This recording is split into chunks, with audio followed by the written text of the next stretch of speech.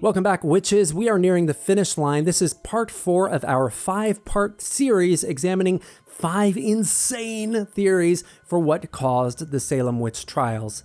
Now, let's warn you up front here, we are moving into some pretty dicey territory with the rest of this video because as I put this thing together, we've currently got a lot of conversation floating around the national discourse surrounding things like witch hunts and false accusations. These final 2 insane theories as to what caused the Salem Witch Trials may sound very familiar in some ways to us Americans living in the late 2010s, and the first one is rooted in economics. Something you may not have gotten in high school from the Crucible is the instability of the area in 1692.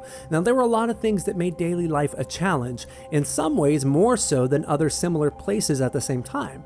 One of these was the near constant threat of attacks from First Nation peoples who would literally descend from the woods at night and slaughter any and all in their path. There was a constant awareness of this physical insecurity, especially among the agrarian residents that made up the lion's share of the parties in the Salem Witch Trials.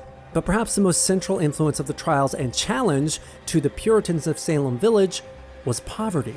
Yes, you heard me correctly. The conflicts between poor folks and rich folks actually led to the Salem Witch Trials. This tension manifested itself in a myriad of ways, but probably the most obvious was the separation between Salem Village and Salem Town.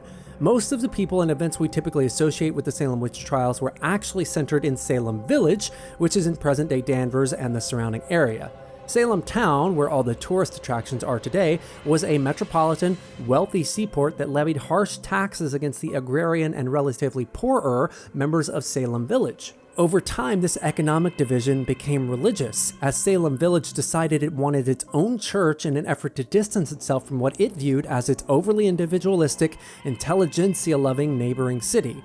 This church was constructed and eventually was occupied by none other than Reverend Samuel Parris, and initially housed a congregation over half filled with members of the Putnam family.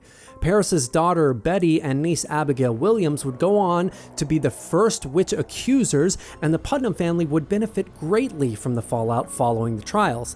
Throw into this mix the fact that something called the Little Ice Age was also making harvests particularly light, and I'd say that there is no doubt to the theory that economics caused the Salem Witch Trials. That's all for this video, witches. Check back for the concluding chapter. Watch the preceding 3 videos if you haven't already. Please subscribe to the channel to check out everything from the weirdest place on earth. I'll see you next time.